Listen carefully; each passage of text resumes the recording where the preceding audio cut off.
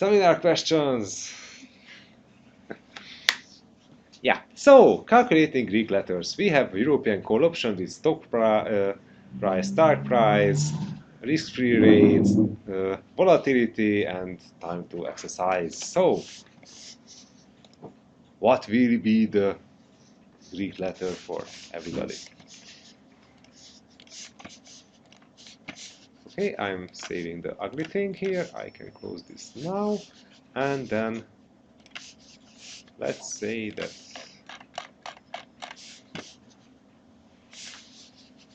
let's create a copy of this, because we have already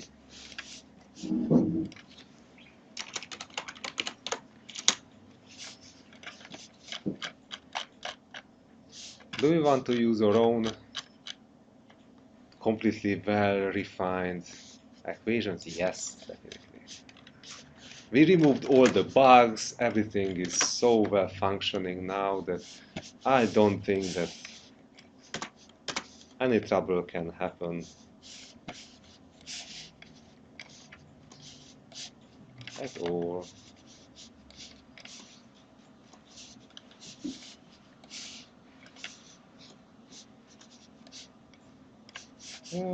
Okay, let's remove the dynamism. Okay, so let's fill up with numbers. Yeah, because once we have the right equations, then everything will be really simple, because we just have to say the start price is bigger, risk-free rate is 0.05, time is 20 weeks, and stock price, it's already 0.2, Q is not available, so let's run.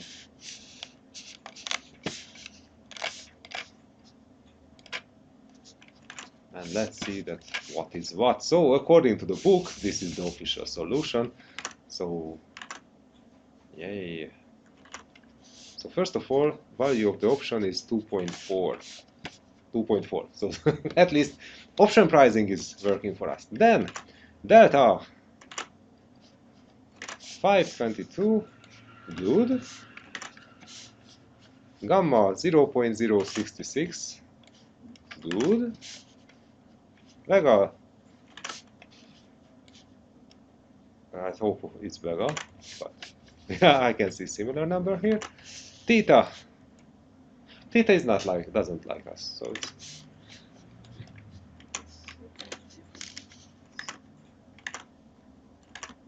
far away.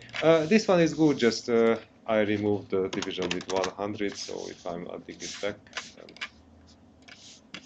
yeah, now it's why theta, why?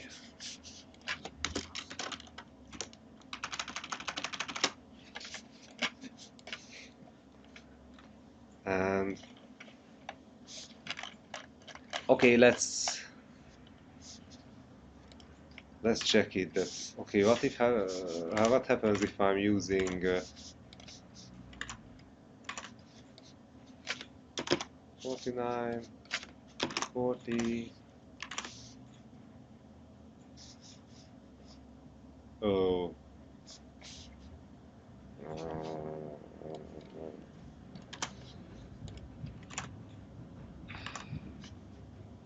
Come on, weeks. Why weeks? How can we convert months to weeks?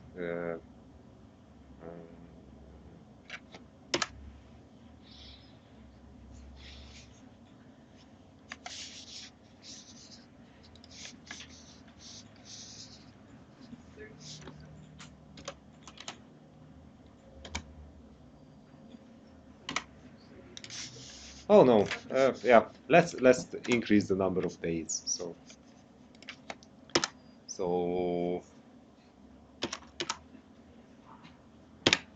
yeah. This is a really sophisticated approach to define 20 weeks.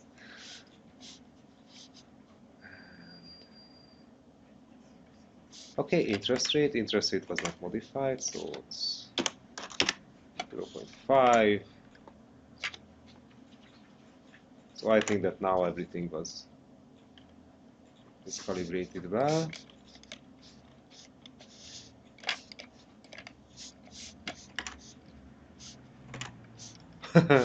Okay, good.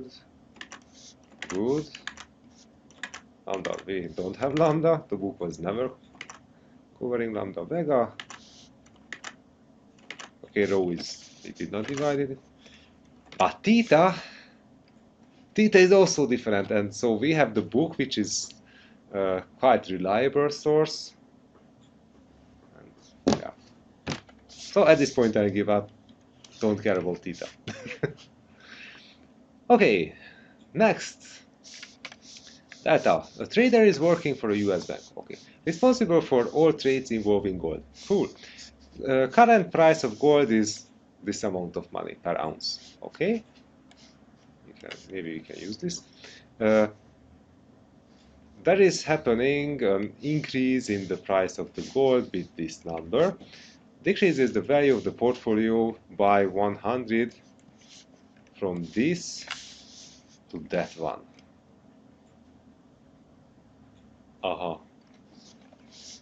And we have this position. So, what is the question here? What is the data? Yeah, what is the data?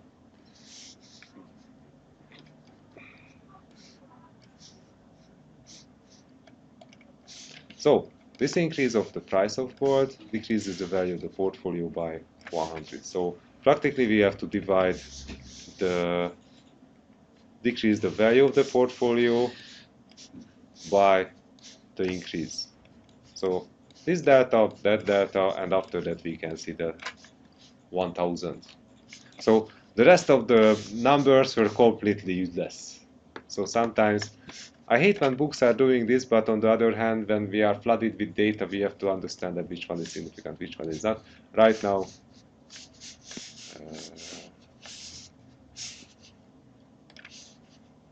no. There is. No, there is not. Whatever. So this one is relevant and this one is relevant. And it decreases, so it will be negative. And so the portfolio losses can be this thing if there is a $1 increase in the price of gold. Good. So to eliminate the delta exposure by buying 1000 ounces of gold, so in this case we have this long position, and after that we don't have to care about that what is happening with this thing. So after we have this knowledge, suddenly, because this was just given by the book, then we can say that, okay, let's buy a lot of gold.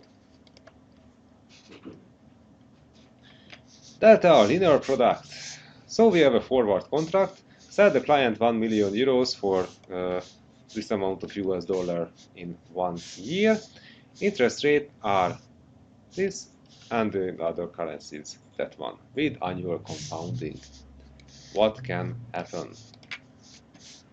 So in this case we just have to calculate the present value. So sell the client. So practically we are in the state of forward contract.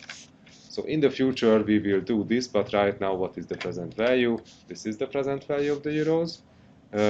Also still we are in the state of future contract or forward contract, doesn't matter. Then in 1 year it will be worth like this, but we have to calculate also the present value. So right now we have present values in euros and US dollars.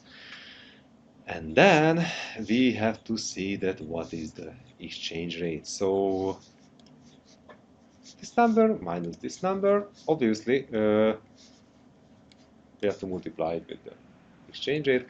So in this case we can see that practically this is the delta of the contract, because if the exchange rate is changing at all, then there will be disequilibrium in this game. So that's why such amount of euros must be purchased. and in this case it will be eliminated.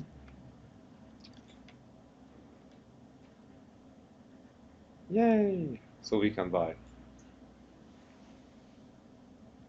On the other hand, it seems to be obvious because, come on, if I would like to sell someone euros, then right now I should buy these euros and keep it into a bank deposit, and it will have some interest rates, and I can buy it in the future. So practically it doesn't matter that what is the exchange rate at all. So this part of of the book is also kind of misleading because practically it doesn't matter that what is happening here and then what is the US dollar interest rate, because what matters that, okay, this amount of money will have this interest rate in the future, so practically, yeah, that part will be relevant for us. So the rest is just to run in circles. Delta, nonlinear product. We are selling European call options in such quantity, and luckily in a non-dividend paying stock. Stock price, familiar. This number, the strike price, is also familiar. This is also this and this. Fee for the options, it's not familiar, it's... Okay, so we are selling it with a higher price than the equilibrium. So in this case, the book says that value of the call option as a function of stock price. So it will increase while the delta would suggest that this is a linear thingy, but we can see. But can we see? Obviously, because we already had this, so we're just saying that, okay, for I equals 1 to 100, then let's just start I to this, and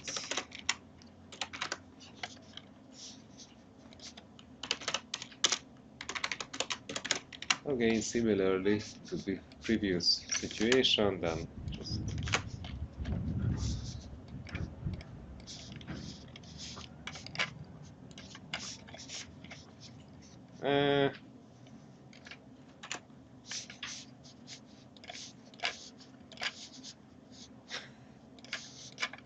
we have similar picture, just this is the low effort version. So here there is this nice curvy thing, but we can hear if we are zooming in enough. How can I zoom here? This.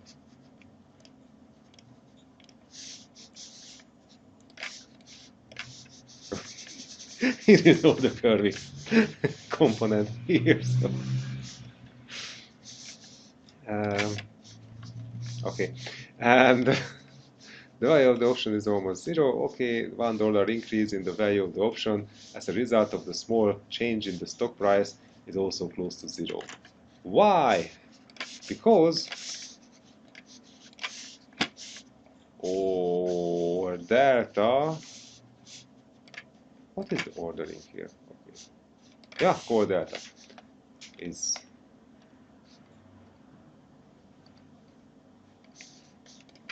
one.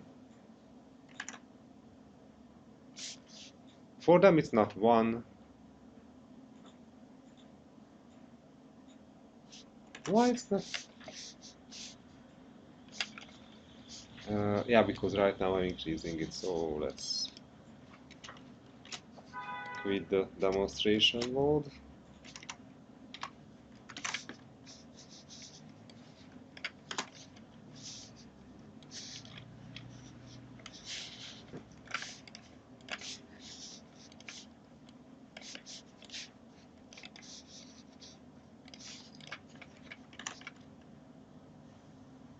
Yeah, now it's good. Okay. Yeah. So that's why after some levels we are not able to follow it. So if stock price is high, the option almost certain to be exercised at the delta, a position in one option close to. Oh, yeah, so practically we did it. So my long-term deltas started to become 1. So even knowing or reading the second line, I was able to see that.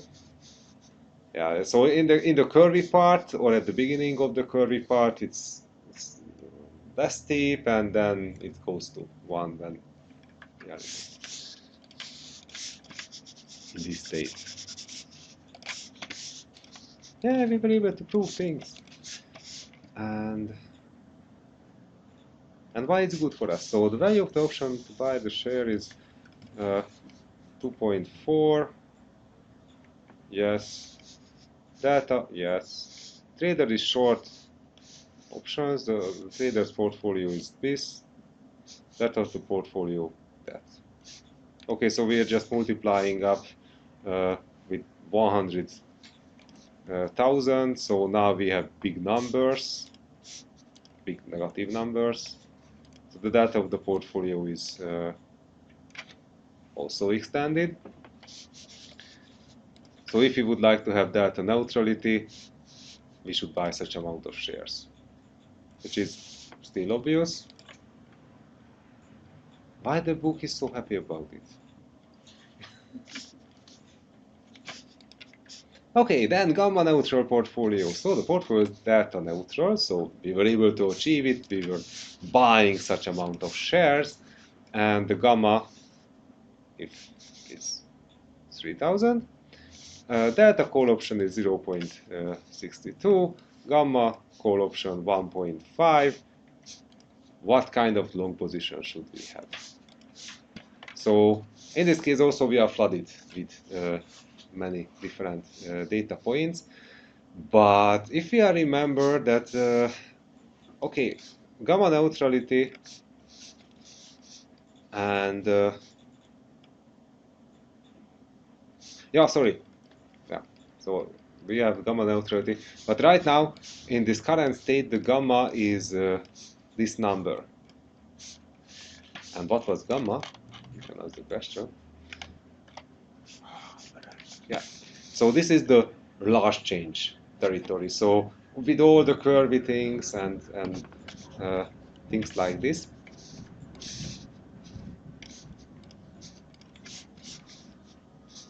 And we were able to say, or you can remember that we can achieve gamma neutrality by buying other options.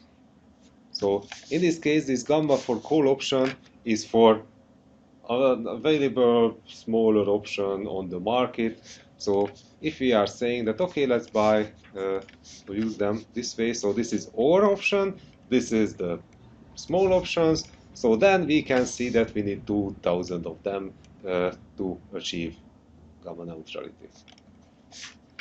And after that, the problem is that how now we can do this. So, okay, we achieved gamma neutrality, but since this option has also some data, so now we added 2000 of these data to our own portfolio. So still we have to purchase 1240 of these shares. So in this case, this problem can be that's why tricky. So first of all, we manage the problem, then we raise the second problem that, okay, data portfolio must be still maintained. So we solve gamma, then delta, and after that, we should sell some of these assets. So, yeah.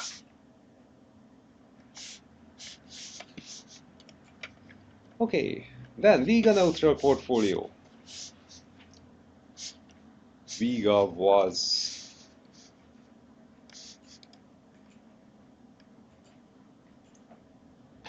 volatility, yeah, volatility sensitivity. So now we have a delta neutral portfolio with the gamma of this, and the Vega, so the volatility still has its issues. So now we can say that we have option 1 with delta, gamma, Vega, and option 2 with these variables. So we need to create a Vega neutral position by including long position